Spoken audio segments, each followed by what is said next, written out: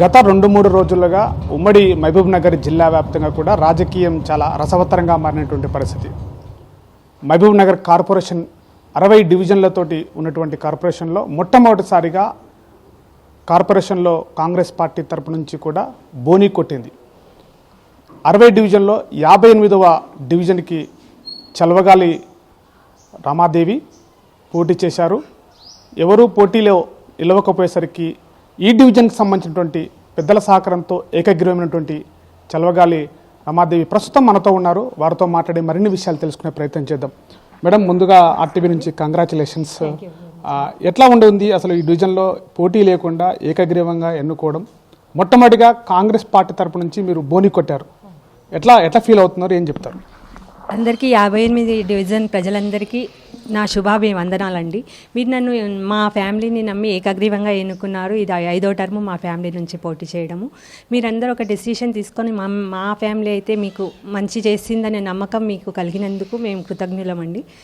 ఈ ward maximum అంతా develop చేస్తామని మేము అనుకుంటున్నాం. ఇంకేమైనా ఒకటి మెయిన్ అబ్దుల్ కలాం చౌరస్తా నుంచి సద్దల్గుండు వరకు ఒకటి మెయిన్ రోడ్డు కొంచెం పెండింగ్ ఉందండి, సగం అయింది. అది మొత్తం కంప్లీట్ అయితే మాకంటే ఏం సమస్యలు లేవని అనుకుంటున్నాను. ఇకపై ఇంకేమైనా సమస్యలు లేవనెత్తుకొని ఎవరైనా మనకు చెప్పగలిగితే మేము వాటిని కూడా సాల్వ్ చేయడానికి ముందుకెళ్తామండి.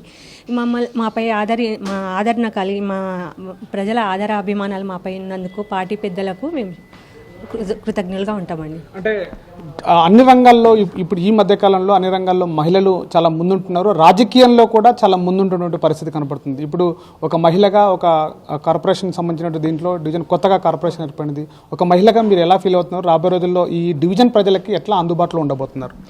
మొదటి మన కార్పొరేషన్లో ఈ మొదటి ఎలక్షన్గా దాంట్లో నేను ఏకగ్రీవంగా ఎన్నికైన మొదటి మహిళగా భావిస్తున్నాను. ఇప్పటి వరకైతే ఎవరున్నారో నాకు తెలీదు. చాలా సంతోషంగా ఉంది ఏకగ్రీవంగా ఎన్నికవడము. ఒక మహిళలకు 50% రిజర్వేషన్ కల్పించడం కూడా చాలా సంతోషంగా ఉంది. లాస్ట్ టైం కూడా నేను కౌన్సిలర్గా ఉన్నాను 39 వార్డు నుంచి. అప్పుడు వార్డులు ఉండే కాబట్టి 39 వార్డు మాది. మ్యాక్సిమం చేశామని అనుకుంటున్నాం. డెవలప్మెంట్ ఇంకేమైనా ఉంటే తప్పకుండా చేస్తామండి. అంటే రాబోయే రోజుల్లో ఇక్కడ ఈ డివిజన్కి సంబంధించినటువంటి పనుల విషయంలో కావచ్చు, ఇంకేమైనా మహిళల విషయంలో కావచ్చు, ఇటు రక్షణ విషయంలో కావచ్చు, ముఖ్యంగా అభివృద్ధి విషయంలో కావచ్చు, ఎలాంటి పార్టీ సరకంగా ఎట్లాంటి మీకు సపోర్ట్ ఉంటుంది? ఏ విధంగా చేయబోతున్నారు?